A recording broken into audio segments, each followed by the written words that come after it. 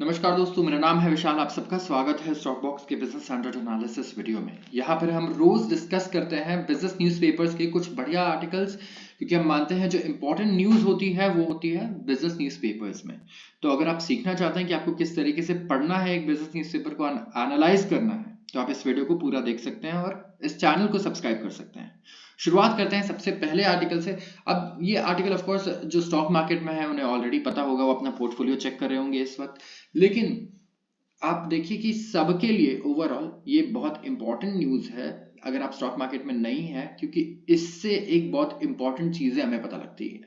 जैसे इंडिया के बारे में अगर आप इस वक्त देखना चाहें तो जो हमारा जो सेंसेक्स है, जिसे हम कहते हैं एक इंडेक्स, ठीक है, ये हमारे स्टॉक मार्केट का एक इंडेक्स है जो बताता है कि इस वक्त आप कह सकते हैं किस तरीके से जो ओवरऑल कंपनीज हैं वो हमारे स्टॉक मार्केट की जो रिप्रेजेंट करती है उन्हें वो परफॉर्म कर रही है। तो एक इंडेक्स है 1384 पॉइंट्स, ठीक है, एक दिन में ये बढ़ा है और नया इसने रिकॉर्ड हाई बनाया है हमारे स्टॉक मार्केट में।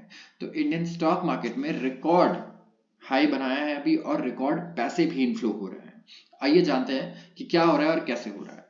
The Indian equity benchmark index बोलते हैं इसे, सोड टू अनप्रेसिडेंटेड हाइट्स, मतलब नए हाई बनाए हमने मंडे को। कैटलिस्ट क्या बताया जा रहा है इस आर्टिकल में? State election results. देखिए ये तो हो सकता है क्योंकि स्टेट इलेक्शन रिजल्ट्स डिक्लेयर होने के अगले दिन ही इतनी बड़ी मूव आई है।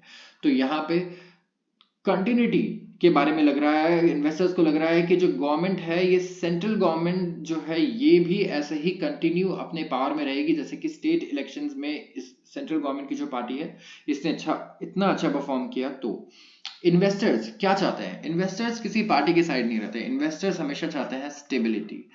इस वक्त कोई भी नई गवर्नमेंट आती है तो जितनी भी पुरानी पॉलिसीज बनी है, डिफेंस पॉलिसीज, जो भी पॉलिसीज है, सब पे एक तरीके से एक डाउट आ जाएगा क्या कि क्या ये इस इतना इंपॉर्टेंस देंगे अब इस पॉलिसी को? क्या पता जो नई गवर्नमेंट आए वो दूसरी पॉलिसीज पे ज्यादा फोकस करे और कुछ को अंडरमाइन कर दे, ये भी हो सकता है। तो जो स्टेबिलिटी है कि जो जैसा चल रहा है वैसा चलता रहे, ये इन्वेस्टर्स को सबसे ज्यादा पसंद होता है, जिसे हम कहते हैं प्रिडिक्टेबिलिटी। तो बुल्स जो है यहाँ पे ऑलरेडी एक्सपेक्ट कर रहे हैं कि यूएस में लोन के जो ब्याज दर हैं वो कम होंगे, फेडरल रिजर्व करेगा। तो आप देखिए यूएस में भी बहुत ही अच्छी खासी बाइंग हुई और वहां पे भी जो स्टॉक मार्केट है, वहां के इंडिसेस हैं, नैस्डैक, डाउ जोन्स, एस&पी, बहुत ही अच्छा परफॉर्म कर रहे हैं। तो यहाँ पे देखा गया कि एक ही पार्टी ने तीन स्टेट से वहां पर मेजॉरिटी हासिल की, जो कि एक्सपेक्टेड नहीं था। कहां पर? एग्जिट पोल्स में। तो हमने एक तरीके से आप कह सकते हैं कि जो एग्जिट पोल्स थे वो अब उसकी एक्सपेक्टेशन से भी बेटर रिजल्ट्स आया इन्वेस्टर्स के लिए, और यहाँ पे अच्छा खासा इक्विटी इनफ्लो हुआ है। 2 दिन से मार्केट लगातार बढ़ रहा है अच्छे रेट से, और इसके पहले भी अगर आप देखें तो जो पिछला महीना था पूरा, उसमें बहुत ही अच्छा परफॉर्म किया है। यहाँ पे टॉप गेनर्स क्या रहे हैं कल के? ICICI bank, state bank of India, L&T, Kotak Mahindra bank और इंडसइंड बैंक।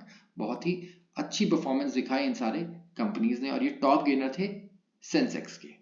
आते हैं अगले आर्टिकल पे। Adani groups overall market cap nears 12 trillion rupee. Adani group ने फिर से वापसी कर दी है। यहाँ पर आप देखें कि जो मार्केट कैप है, ठीक है, वैल्यूएशन जिसे हम कह सकते हैं, ये 73,000 करोड़ बढ़ गया सिर्फ मंडे को। एक दिन में 73,000 करोड़ ये बढ़ा है यहाँ पे।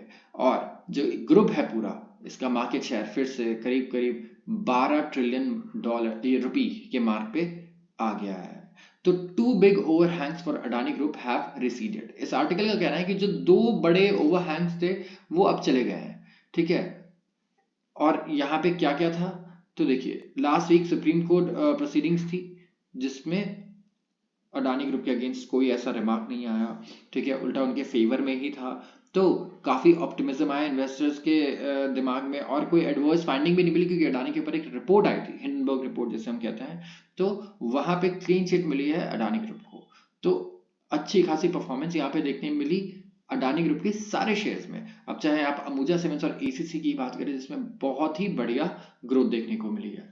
तो इंफ्रास्ट्रक्चर कंपनी जो है ये अच्छा ग्रोथ क्लॉक करने वाली है, क्योंकि गवर्नमेंट जो है इंफ्रास्ट्रक्चर पे पुश कर रहा है, और अडानी ग्रुप की जो कंपनीज है ये ऑलरेडी अच्छी खासी इंडिया में इन्होंने अपनी पोजीशंस बना ली है, और ये जो प्रोजेक्ट्स होंगे इनका कंट्रीब्यूशन भी बहुत ही बड़ा रहने वाला है यहाँ पे इंडिया के इंफ्रास्ट्रक्चर में, इनका कहना है। तो आप देखिए इनके लाइन्स, इनके शेयर्स, अडानी एंटरप्राइजेस 7% ऊपर, ग्रीन एनर्जी 9.5%, पोर्ट 6%, इस तरीके से सारे शेयर्स ने बहुत ही बढ़िया कल परफॉर्म किया है इस न्यूज के आने के बाद। आते हैं अगले आर्टिकल पे, ego, fear and money, how the AI fuse was lit. तो एलॉन मस्क ने सेलिब्रेट किया अपना 44th बर्थडे, ठीक है, जुलाई में 2015 में at a 3-day party thrown by his wife at California wine, ठीक है। अब ये जो था, ये टाइम था जब ट्विटर एक्स नहीं कहलाता था, ठीक है, टेस्ला उस साल प्रॉफिटेबल था, और लैरी पेज जो गूगल के को फाउंडर हैं एक पार्टी गेस्ट थे और सीईओ भी थे उस वक्त गूगल के, और एआई वहां पे आना शुरू, डिस्कस होना शुरू हो गया था। ये बात हो रही है 2015 की, तो काफी स्टोरी की तरह इस आर्टिकल को बताया गया है, ठीक है। तो यहाँ पे अगर देखें तो एआई एक पार्टीज का, ऐसे इवेंट्स का एक बड़ा कॉन्वर्सेशन हुआ करता था, ठीक है। और अब यहाँ पे अल्टीमेट डिबेट क्या आया कि क्या ये ह्यूमैनिटी को डिस्ट्रॉय कर देगा या एलिवेट करेगा या हेल्प करेगा। तो डिस्कशन जो है आप देखेंगे इस आर्टिकल में बताया जा रहा है कि बहुत ही इंटेंस हो गए, और यहाँ पर अगर आप देखें कि इस तरीके से डिबेट्स होने लग गए कि किस तरीके से ह्यूमन बींग्स को आर्टिफिशियल इंटेलिजेंस पूरी तरीके से ओवरवेलम कर देगा, और उन्हें जो एक्सपेक्टेशंस है हमारी, उन्हें हमेशा एक्सीड करता रहेगा। चाहे आप इंटेलिजेंस की बात करें, खाली कंप्यूटेशन की बात नहीं हो रही है यहाँ पे, इंटेलिजेंस मतलब प्रैक्टिकल चीज़ें जो हैं, जो हम खुद करते हैं, जिस के लिए हम मशीन पे डिपेंडेंट नहीं रह सकते, वो सारी चीज़ें भी वो कर सकता है। और मस्क का ये कहना है कि यहाँ पे एक ऐसा टाइम आएगा जब इतने तरीके के इंटेलिजेंस होंगे जो रिसोर्सेज के लिए compete कर रहे होंगे कि जो सबसे बेस्ट होगा वही जीतेगा, और ऐसा हुआ तो हम ही हारेंगे और हम डूम्ड हैं, क्योंकि मशीन्स ही यहाँ पर जीतेंगी, हम उनसे नहीं जीत पाएंगे जिन्हें हमें बनाया है। तो यहाँ पर ये एक आर्गुमेंट है जो मस्क अभी भी देते हैं, और अभी भी वो रेगुलेशन की बात करते हैं कि किस तरीके से एआई को रेगुलेट करना चाहिए, क्योंकि ये कभी भी आउट ऑफ कंट्रोल हो सकता है यहाँ पे। और दूसरी तरफ अगर आप देखें तो दूसरे कुछ कह सकते हैं सीईओज हैं, फाउंडर्स हैं और इन्वेस्टर्स भी, ठीक है, जिनका कहना है कि ये एआई जो है ये ह्यूमैनिटी को अलग लेवल पे लेके जाएगा, बहुत ही ज़्यादा हेल्प करेगा, ठीक है। लेकिन अभी जब से एआई आया है, ऑफ कोर्स कंपनीज के लिए बहुत बेनिफिशियल रहा है, लेकिन क्या लोगों के लिए इतना बेनिफिशियल रहा है? ये सडनली इतना बड़ा चेंज आना, अब कई लाख लोग अपनी जॉब लूज कर देंगे। कई सारे ऐसे जॉब्स हैं जो एआई 5 मिनट में कर देगा, जो शायद एक पूरा दिन लगता हो, 2 पूरा दिन लगता हो किसी इंसान को करने में। तो किस तरीके से आगे हमारे करिकुलम होना चाहिए, किस तरीके से पढ़ाई होनी चाहिए, क्योंकि अगर ये जॉब्स हमें करने ही नहीं तो इनकी पढ़ाई भी नहीं होनी चाहिए इस वक्त। तो ये जो चेंजेस है इतनी तेजी से आ रहे हैं कि यहाँ पर इसको अडेप्ट करना बड़ा ही मुश्किल है, स्पेशली कंट्रीज लाइक इंडिया, यहाँ पे जिसमें चेंज लाना जहाँ पे इस लेवल पे इज नॉट वेरी इजी। हमारे पास 140 करोड़ लोग हैं, क्योंकि तो जो लोग कह रहे हैं कि वो बहुत ज्यादा वरिड हैं एआई के बारे में, वो सबसे ज्यादा डिटरमिन्ड है उसको बनाने के लिए, इस आर्टिकल का ये कहना है।